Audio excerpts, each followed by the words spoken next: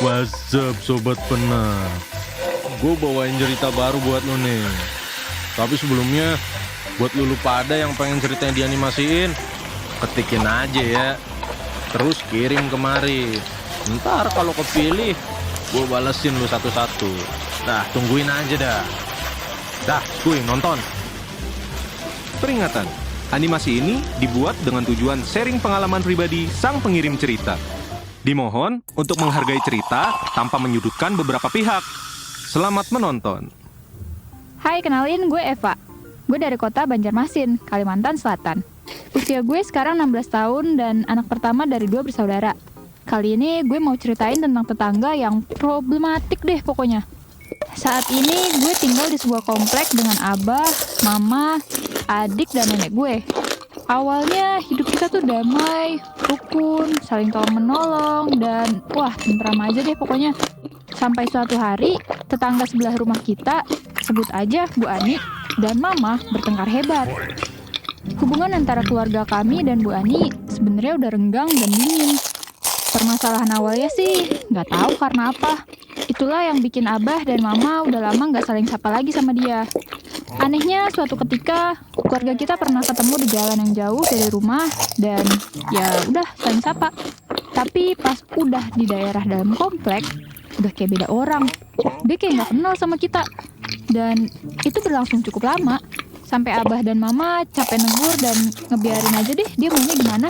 Di tahun 2020, Abah berpulang. Kami harus memulai hidup baru lagi dan pelan-pelan bangkit.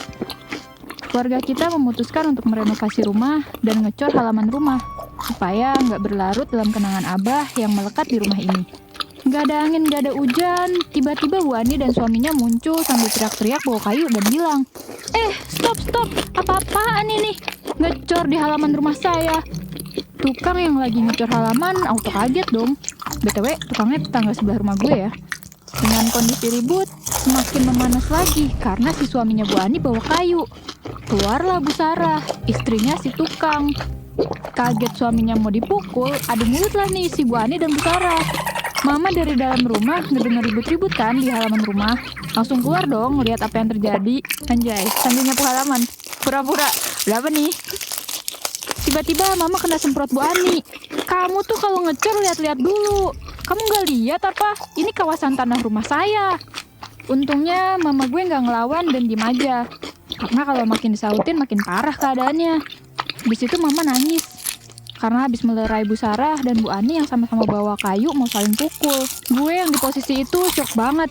Karena sebelumnya nggak pernah ngeliat hal kayak gini. Apalagi Mama sampai nangis. Dan gak lama kemudian, Ketua RT datang dan bawa orang yang ahli ngukur tanah. Dan ternyata bener aja, itu coran di tanah kami, bukan kawasan tanah dia. Dasar manusia sirik, suka ngeklaim sembarangan. Si Bu Ani langsung diem tuh, nahan malu kali dia. Terus mundur perlahan masuk ke dalam rumah. Masalah si troublemaker itu nggak berhenti di situ aja guys.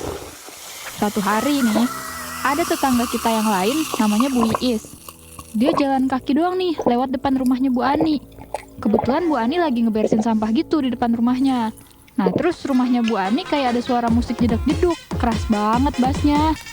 Nah kebetulan Bu Iis ini orangnya kagetan dan refleks nyebut kata bungul, yang artinya sebutan bodoh lah kalau dalam bahasa Banjar. Bu Ani tersinggung lah tuh, langsung marah-marah dia dan bilang, "Kenapa kamu ngeledek saya pakai kata bungul itu?" Dia ngira dirinya lagi diejek. Terus Bu Iis yang denger itu langsung bingung dong. Orang dia nggak ngeledek siapa-siapa, karena ya emang pure kaget aja. Terus akhirnya mereka ribut. Bahkan sampai mau adu pukul pakai kayu tuh mereka berdua. Untungnya warga yang ngeliat langsung ngelerai mereka. Kesalahpahaman Bu Ani ini bikin semuanya jadi kacau deh. Usut punya usut, ternyata si Bu Ani nggak suka kalau Bu Iis ikut campur ngebela mama gue dan Bu Sarah soal kejadian kemarin. Makanya Bu Ani meledak itu emosinya. Terus nih, beda orang lagi yang jadi sasaran semprotan mautnya Bu Ani. Dia ribut lagi sama tetangga di samping rumahnya sendiri. Sebut aja namanya Bu Rani.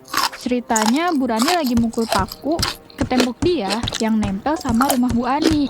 Terus Bu Ani ngira si Bu Rani ini ikut-ikutan orang aja buat nyari masalah sama dia. Ya Bu Rani langsung panas dong dibilang kayak gitu. Ikut-ikutan apa coba? Orang itu terserah dia mau ngapain. Tuh, hak dia juga. Karena itu rumah dia sendiri. Beberapa bulan kemudian terjadi lagi nih keributan antara Bu Ani sama Bu Rani. Ini Bu Ani ngapain sih problematik ribet banget anjir. Hidup ya. Jadi Bu Rani ini ceritanya lagi nyuci baju. Terus air bekas cuciannya ngalir ke selokan pembuangan atau kali kecil dekat rumah gitu kan. Bu Ani datang lagi nih tiba-tiba ke rumahnya Bu Rani dan marah-marah. Katanya air bekas cucian Bu Rani larut ke bawah ke rumahnya Bu Ani. Jadi Bu Ani mikir kalau air bekas cucian itu bisa ngebawa lumpur ke selokan di depan rumahnya. Terus adu cekcok lagi lah tuh mereka. Mana masih pagi buta banget, udah pada ribut aja. Sampai anaknya Bu Rani nih ikutan kesel dengan kelakuan tetangganya yang problematik itu. Anaknya Bu Rani bawa pisau gede dong dari dapur. Ketua RT sampai udah capek banget bolak-balik ngurusin kasus si Bu Ani ini. Karena yang datang laporan dari orang yang sama terus. Jadi ketua RT bilang ke warga, ini udah 3 kali lebih ya laporan keributan yang dilakukan Bu Ani. Kalau ada kejadian lagi, saya akan bawa ke kantor polisi. Dan warga pun setuju. Dari informasi yang gue dapet sih, Bu Ani ternyata pernah tinggal di tempat lain sebelum di komplek ini. Katanya sih diusir, saking berkonflik terus sama tetangga. Emang troublemaker dari orok kayaknya deh. Pernah suatu kali ada acara di depan rumahnya yang mengharuskan pasang tenda. Tapi nggak cukup cuma minta izin aja ke beliau, kita sampai harus bawa makanan buat ngebujuk dia. Ya pokoknya udah pada hafal banget deh warga sama karakter dia. Lucunya, Bu Ani paling gak bisa adem sedetik kayaknya. Pernah juga mama gue setel sholawat kan pakai speaker. Dan dia langsung nyalain lagu dangdut pakai speaker yang kenceng banget. Sampai getar ke rumah kita. Kayaknya nih, si ibu ini kayak dendam banget sama mama gue. Kayak sirik banget gitu. Katanya sih karena gak suka lihat rumah gue direnov mulu. Apalagi kalau mama beli elektronik mahal yang diantar pakai truk Fuso. Sampai suatu hari, gue dengar omongan Bu Ani yang gak enak soal mama. Katanya gini, baru juga ditinggal suami, tapi udah bisa beli ini itu dan renov rumah. Pasti mama kamu punya simpenan kan? Gue yang dengar itu langsung panas lah. Refleks langsung nyamperin Bu Ani dan ngebentak. Lo tuh jangan so tau jadi orang. Sibuk banget ngurusin orang sih. Gak ada kerjaan banget sih ngurusin hidup orang. Akhirnya, karena Bu Ani juga gak mau kalah, gue jadi adu bacot tuh sama dia. Orang-orang pun jadi berkerumun. Gak lama, gue dan Bu Ani dipisahin sama warga. Pak RT dan tetangga lainnya yang tahu faktanya kalau mama gue emang punya kerjaan sambilan, otomatis ngebela mama gue dong. Mereka juga nunjukin kalau mereka selama ini gak pernah nyaman sama perilaku Bu Ani. Sejak kejadian itu, Bu Ani udah jarang kelihatan di luar rumah. Dia cuma keluar buat buang sampah, warung, dan kepentingan lainnya.